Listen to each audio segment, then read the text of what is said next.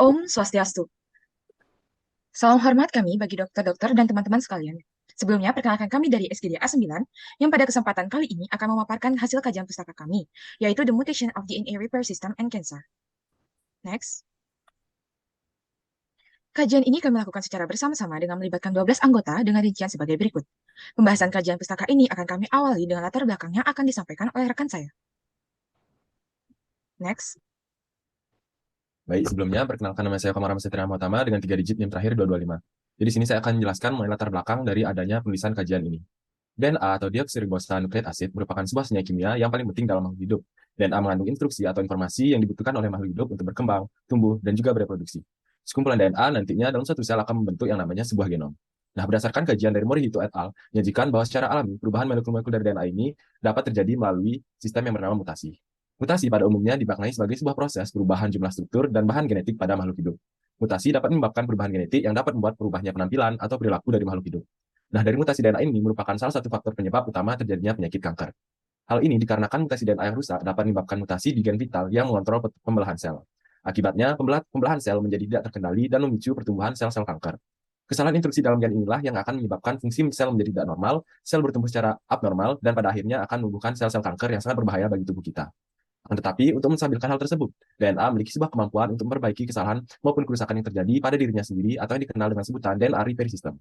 Sel-sel menggunakan mekanisme-mekanisme perbaikan DNA ini untuk memperbaiki kesalahan yang terjadi pada urutan maupun sekuens yang terdapat pada basa molekul dari DNA dan mengembalikannya ke dalam urutan yang sempurna. Maka dari itu, berdasarkan pemaparan tersebut, para penulis tertarik untuk mengkaji lebih dalam mengenai korelasi mutasi sistem repair DNA dan juga kanker. Mungkin sekian dari saya akan dilanjutkan oleh rekan saya. Baik, sebelumnya perkenalkan nama saya Alfi Aulirasma dengan NIM akhir 222. Rumusan masalah. 1. Apa yang dimaksud dengan DNA? Yang kedua, apa jenis, penyebab, mekanisme, dan dampak mutasi DNA? Yang ketiga, apa penyebab, mekanisme, dan dampak kanker? Yang keempat, bagaimana mekanisme dan implementasi sistem perbaikan DNA? Yang terakhir, bagaimanakah korelasi mutasi sistem perbaikan DNA dan kanker? Next.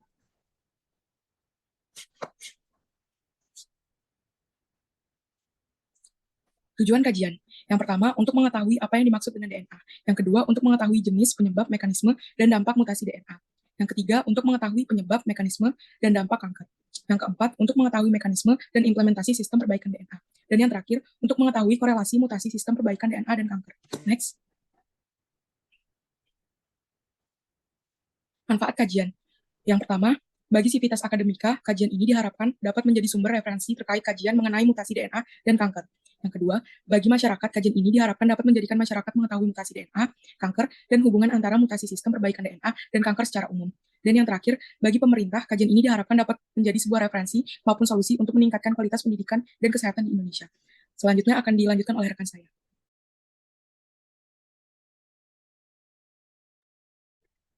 Perkenalkan, nama saya Andi Putri Bella dengan 3 digit NIM terakhir 218. DNA atau deoksiribonukleik acid terdiri dari 3 kata, yaitu deoksiribosa yang berarti gula pentosa, nukleik atau yang lebih dikenal dengan nukleat berasal dari kata nukleus yang berarti inti, dan acid yang berarti zat asam. Sedangkan secara terminologi, DNA merupakan senyawa kimia penting yang membawa keterangan genetik dari sel khususnya atau dari makhluk dalam keseluruhannya dari suatu generasi ke generasi selanjutnya. DNA berfungsi sebagai penyusun gen menjadi unit penurunan sifat atau hereditas dari induk kepada keturunannya. DNA bertugas untuk menyimpan dan mentransfer informasi genetik, kemudian menerjemahkannya secara tepat. Dengan hal tersebut, dapat disimpulkan bahwa DNA merupakan makromolekuler atau polinukleotida untai ganda yang berperan dalam kehidupan semua jenis organisme hidup yang memiliki karakteristik komponen penyusun antara lain gula pentosa atau deoksiribosa, asam fosfat, dan basa nitrogen. Dibedakan menjadi dua, yakni pirimidin yang terdiri dari sitosin dan timin, dan purin yang terdiri dari adenin dan guanin. Untai DNA tersusun dari rangkaian nukleotida yang terhubung melalui ikatan fosfodiester yang akan terbentuk di antara gula pentosa dan asam fosfat. Sedangkan untai ganda DNA terhubung melalui ikatan hidrogen yang terbentuk dari pasangan basa nitrogen yang meliputi adenin dan timin yang terdapat 2 ikatan hidrogen, serta guanin dan sitosin yang terdapat 3 ikatan hidrogen. Struktur DNA berbentuk seperti semacam pita yang berpilin ganda yang disebut helix ganda. Helix ganda ini merupakan struktur yang berdimensi 3 DNA yang ditemukan oleh Watson dan Crick. Dalam pembentukan suatu DNA, terdapat berbagai tahapan atau proses yang dilalui, yakni sintesis protein, replika DNA, dan proses hibridisasi. Sekian dari saya, akan dilanjutkan oleh teman saya. Perkenalkan, nama saya Lutfi Anandaswari dengan NIM akhir 213. Jenis-jenis mutasi DNA itu dapat dilihat menjadi dua, yaitu pertama berdasarkan proses kejadian mutasi. Mutasi DNA dapat dibedakan menjadi dua, yaitu spontan atau spontaneous mutation, merupakan mutasi atau perubahan materi genetik yang terjadi akibat adanya suatu pengaruh yang tidak jelas, baik dari lingkungan luar maupun dari internal organisme itu sendiri. Dan yang kedua, induksi atau include mutation, merupakan mutasi terinduksi yang terjadi akibat paparan dari suatu yang jelas, misalnya paparan sinar UV. Dan yang kedua, berdasarkan jenis sel yang bermutasi, mutasi DNA dibedakan menjadi dua, yaitu mutasi somatik dan gametik. Mutasi somatik merupakan mutasi yang terjadi pada sel-sel somatik, sedangkan mutasi gametik merupakan mutasi yang terjadi pada sel gamet. Karena terjadinya di sel gamet, maka akan diwariskan kepada keturunannya. Next. Penyebab dari mutasi DNA, yaitu pertama, mutagen bahan kimia, di mana mutagen bahan kimia ini merupakan penyebab mutasi dalam lingkungan yang bersifat kimiawi, disebut juga dengan mutagen kimiawi. Dan yang kedua, mutagen bahan fisika adalah sinar ultraviolet, sinar radioaktif, dan sinar gamma. Dan yang terakhir, mutagen bahan biologi adalah virus dan bakteri diperkirakan dapat menyebabkan terjadinya mutasi. Dan bagian virus yang dapat menyebabkan terjadinya mutasi adalah DNA-nya sendiri. Next. Baik, sebelumnya perkenalkan, nama saya Muhammad Aziz Ilham dengan 3 digit NIM terakhir 220. Di sini saya akan menjelaskan mengenai mekanisme mutasi gen. Mekanisme mutasi gen terbagi menjadi 3 jenis, yaitu yang pertama, mutasi salah arti atau missense mutation, yaitu perubahan suatu kode genetik, umumnya pada posisi 1 dan 2 pada kodon, sehingga menyebabkan asam amino yang terkait pada rantai polipeptida berubah. Perubahan pada asam amino dapat menghasilkan fenotip mutan apabila asam amino yang berubah merupakan asam amino esensial bagi protein tersebut. Yang kedua yaitu mutasi pergeseran kerangka atau frameshift mutation. Mutasi ini merupakan akibat penambahan atau kehilangan satu atau lebih nukleotida di dalam suatu gen. Hal ini mengakibatkan bergesernya kerangka pembacaan selama berlangsungnya sintesis protein. Dan yang ketiga adalah mutasi tanpa arti atau nonsense mutation, yaitu perubahan kodon asam amino tertentu yang menjadi kodon stop, yang mengakhiri rantai mengakibatkan berakhirnya pembentukan protein sebelum waktunya selama translasi. Dengan kata lain, pada mutasi tanpa arti, terjadi perubahan kodon triplet dari kode besar N asam amino, tetapi tidak mengakibatkan kesalahan pembentukan protein. Hasilnya adalah suatu polipeptida yang tak lengkap dan tidak berfungsi. Next. Selanjutnya adalah dampak mutasi DNA. Dampak mutasi DNA adalah perubahan genom sel yang diturunkan kepada keturunannya. Mutasi bertujuan untuk mengatasi perubahan alam yang sewaktu-waktu dapat terjadi. Ketika perubahan terjadi, dua kemungkinan muncul. Kemungkinan pertama yang dapat terjadi adalah sifat-sifat yang bermutasi lebih mudah beradaptasi daripada sifat aslinya, sehingga sifat aslinya dapat dihilangkan. Sedangkan kemungkinan lain yang dapat terjadi karena sifat yang bermutasi tidak cocok dengan lingkungan baru dapat dikatakan tergantung pada daerah tempat populasi tersebut hidup. Sekian dari saya, akan dilanjutkan oleh rekan saya. Baik, perkenalkan, nama saya Rania Pratnya Paramita dengan digit NIM terakhir 211. Saya izin menjelaskan mengenai penyebab kanker. Yang pertama ada mutasi DNA yang merupakan salah satu faktor penyebab utama terjadinya penyakit kanker. Hal ini dikarenakan mutasi DNA yang rusak dapat menyebabkan mutasi irreversibel pada gen vital yang penting dalam pertumbuhan dan pembelahan sel. Munculnya transformasi neoplastik berpotensi meningkatkan ketidakstabilan genom serta penurunan komponen jalur respon kerusakan DNA seperti pada P53 yang akan memicu timbulnya kanker. Selain itu, mutasi penyebab kanker ini didominasi karena faktor lingkungan, yaitu ada karsinogen. Karsinogen ini ada 3, ada karsinogen kimia, fisik, dan vital. Karsinogen kimia merupakan bahan yang dapat berpengaruh langsung atau memerlukan aktivasi terlebih dahulu untuk menimbulkan neoplasia. Bahan kimia ini dapat berupa bahan alami, baik aflatoksin, fumonisin, mitotoksin, pestisida alami, atau bahan sintetik atau semi-sintetik yang merupakan bahan antara. Yang kedua ada karsinogen fisik, yaitu radiasi gelombang radioaktif yang sering menyebabkan keganasan hematologis, payudara, dan tiroid. Sumber radiasi lain adalah paparan ultraviolet yang diperkirakan bertambah besar dengan hilangnya lapisan ozon. Radiasi ultraviolet ini meningkatkan beberapa jenis keganasan tertentu, terutama pada kulit. Yang ketiga ada karsinogen vital, ini dibagi menjadi 2 jenis berdasarkan asam ribonukleatnya, yakni virus DNA serta virus RNA. Virus DNA sering dihubungkan dengan kanker antara lain human papillomavirus atau HPV, Epstein-Barr virus atau EBV, hepatitis B virus, dan hepatitis C virus. Sedangkan salah satu virus RNA yang merupakan karsinogen adalah human T-cell leukemia virus 1. Nah, ada pun faktor lain yang dapat menyebabkan kanker seperti faktor genetik, infeksi bakteri, dan parasit. Contohnya seperti Helicobacter pylori yang menjadi kontributor utama tingkat global kanker perut. Faktor gaya hidup, khususnya pola makan, merokok, asupan kalori berlebihan seperti lemak binatang, garam, gula halus, daging merah, zat besi, dan kalsium, serta kurangnya asupan serat dalam makanan. Mungkin sekian. Perkenalkan, nama saya Alia Kavina dengan 3 digit NIM akhir 216. Pada mekanisme kanker, fase pertama terjadi di fase inisiasi. Sebelum terjadi reparasi DNA, yaitu satu siklus proliferasi sel yang menyebabkan lesi DNA tersebut. Menjadi permanen disebut fiksasi lesi. Waktu yang dibutuhkan dari pertama kali sel diserang karsinogen sampai terjadi fiksasi lesi terbentuk sel terinisiasi adalah 1-2 hari. Replikasi DNA terjadi karena terdapatnya sel nekrotik sebagai akibat karsinogen. Replikasi ini dapat diinduksi oleh bahan kimia, toksik, bakteri, virus, parasit, defisiensi diet tertentu, hormon dan prosedur percobaan seperti hepatektomi parsial. Sel terinisiasi dapat mengalami kematian, bila tidak, maka sel dapat masuk ke fase promosi. Pada akhir fase inisiasi, belum terlihat perubahan histologis dan biokimiawi, hanya terlihat nekrosis sel dengan meningkatnya proliferasi sel. Sel terinisiasi dapat tetap tenang bila tidak dihidupkan oleh zat yang disebut promotor. Promotor sendiri tidak dapat menginduksi perubahan ke arah neoplasma sebelum bekerja pada sel terinisiasi. Bila promotor ditambahkan pada sel terinisiasi dalam folder jaringan, sel ini akan berproliferasi. Promosi adalah proses yang menyebabkan sel terinisiasi berkembang menjadi sel renoeplasma oleh stimulus zat lain. Pada percobaan binatang dibuktikan terdapat karsinogen kimia yang bekerja sendiri sebagai inisiator dan promotor disebut karsinogen komplit. Dari penyelidikan pada kultur jaringan diketahui fase ini berlangsung bertahun-tahun atau lebih dan reversibel sebelum terbentuknya sel tumor yang otonom. Pada fase terakhir, fase progresi, fase ini berlangsung berbulan-bulan. Pada awal fase ini, sel prenoplasma dalam stadium metaplasia berkembang progresif menjadi stadium displasia sebelum menjadi neoplasma. Terjadi ekspansi populasi sel-sel ini secara spontan dan irreversibel. Sel-sel menjadi kurang responsif terhadap sistem imunitas tubuh dan regulasi sel. Pada esofagus epitel berlapis gepeng berubah atau metaplasia menjadi epitel selapis torak yang kemudian berkembang menjadi jaringan dalam keadaan displasia yang kemudian berkembang menjadi neoplasma. Pada kolon, polip adalah bentuk metaplasia. Pada tingkat metaplasia dan permulaan displasia ringan sampai sedang masih bisa terjadi regresi atau remisi yang spontan ke tingkat lebih awal, yang frekuensinya makin menurun dengan bertambahnya progresivitas lesi tersebut. Sekian dari saya, mungkin dilanjutkan dengan rekan saya. Baik, saya Putri Suwardangga Dharma dengan 3 digit NIM terakhir 219. Di sini saya akan memaparkan tentang dampak-dampak dari kanker. Yang pertama adalah dapat menyebabkan kematian. Kanker merupakan penyebab kematian kedua terbanyak di dunia karena tidak menimbulkan gejala pada awal perkembangannya. Lalu dampak yang kedua ada mengganggu sistem kekebalan tubuh seseorang. Yang ketiga, perubahan hormon dalam tubuh. Yang keempat, menyebabkan kerontokan pada rambut.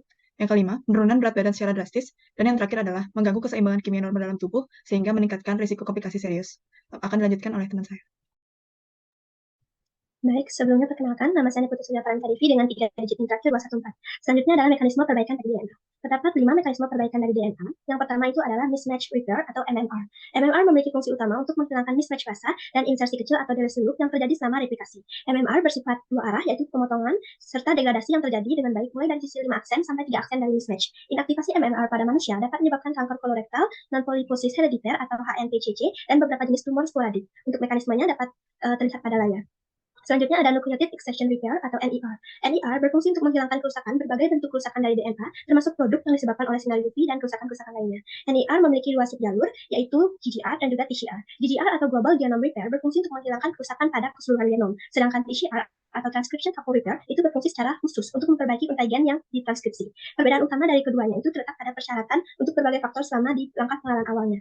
Selanjutnya ada Base Excision Repair atau BER. Fungsi utama dari BER adalah memperbaiki lesi non-bulky yang dihasilkan oleh alkilasi, oksidasi, dan juga deaminasi basal. Sel memiliki beberapa glikolisis DNA yang masing-masing menunjukkan spektrum dari substrat tertentu. Kemudian akan terjadi pemutusan ikatan N-glikolisik oleh DNA glikosilase. Nantinya basa yang rusak akan dilepaskan dan akhirnya apulinik atau apirimidinic, yaitu situs AP akan dibuat. Kalau dilihat dari pathway-nya pada layar masing-masing, itu terlihat bahwa pada BER terdapat beberapa jalur yang menghasilkan ligase 3 XRCC1 itu dari DNA glikosilase bifungsional dan monofungsional, sedangkan untuk yang ligase satunya itu dihasilkan dari pathway yang dari API.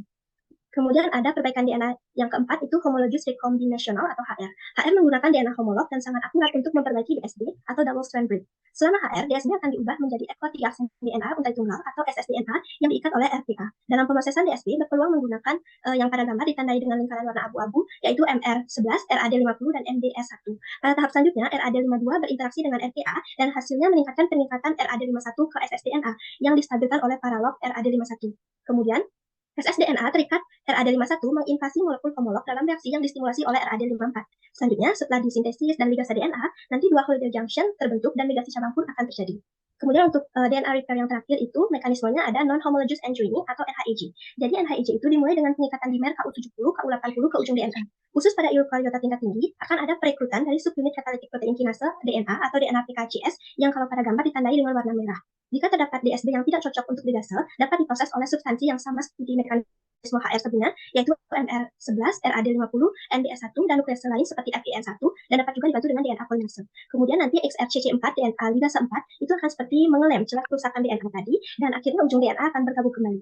Sekian yang dapat saya sampaikan, selanjutnya akan dipaparkan oleh rekan saya. Baik, perkenalkan nama saya Putu Mira Hoisbeya Putri dengan 3 digit NIM terakhir 215. Sebagaimana yang sudah dijelaskan sebelumnya oleh rekan-rekan saya, di sini saya izin untuk mengkorelasikan mutasi dari sistem repair DNA dan juga kanker. Di mana mutasi terjadi akibat adanya perubahan urutan basa pada DNA berupa genom sel, yaitu gen dan juga kromosom, yang diturunkan kepada keturunannya. Untuk menstabilkan hal tersebut, maka DNA memiliki kemampuan untuk memperbaiki kesalahan atau kerusakan yang terjadi pada dirinya sendiri, yang disebut juga dengan repair DNA. Jika di dalam mutasi yang terjadi ringan, maka DNA repair dapat memperbaiki kerusakan DNA akibat mutasi, sehingga mampu kembali seperti normalnya. Namun ketika kerusakan yang terjadi cukup banyak dan kronis, maka repair DNA tidak efektif dalam memperbaikinya. Selain itu, mutasi juga dapat terjadi karena adanya kesalahan pada DNA repair yang mempengaruhi onkogen dan gen supresor tumor, di mana DNA tersebut akan berkembang menjadi sel-sel yang mengalami transformasi malignan dalam pertumbuhan kanker. Hal tersebut dapat terjadi saat pembelahan sel oleh radiasi, bahan kimia atau mutagen, virus, atau dapat terjadi pada saat proses meiosis. Mungkin sekian dari saya, akan dilanjutkan oleh rekan saya. Baik, sebelumnya perkenalkan nama saya Eka Judita Lestari dengan 3 digit NIM terakhir 226. Seperti yang telah dijelaskan sebelumnya bahwa kerusakan DNA memiliki peran besar terhadap kanker.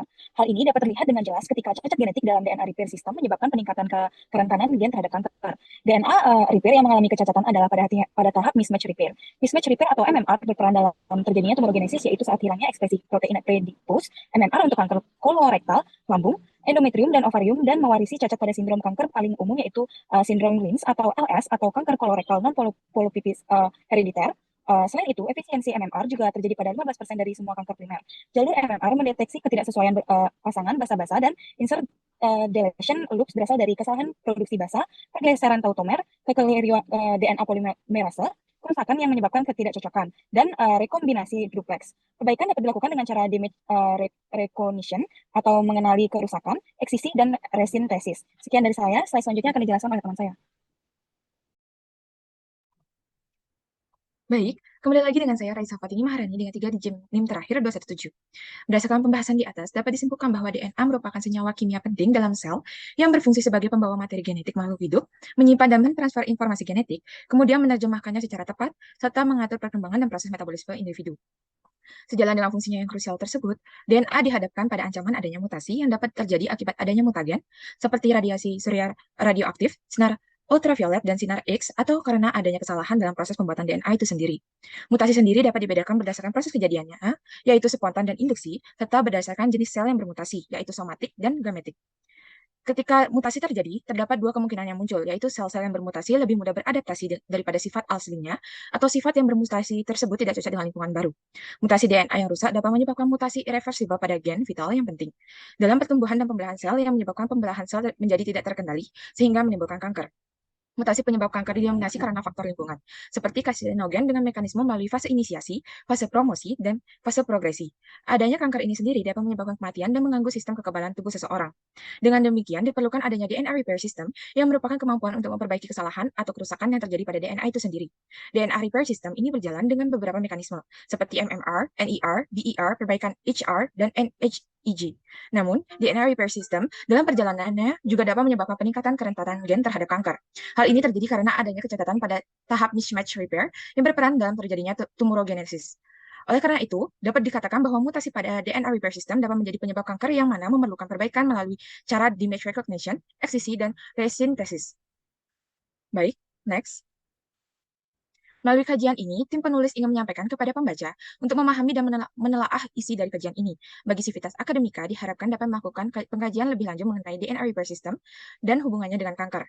Dengan memiliki pengetahuan tentang DNA repair system dan hubungannya dengan kanker, diharapkan para ahli bisa mencegah timbulnya mutasi ini dengan teknologi dan ilmu terbarukan, sehingga mampu meningkatkan taraf hidup masyarakat.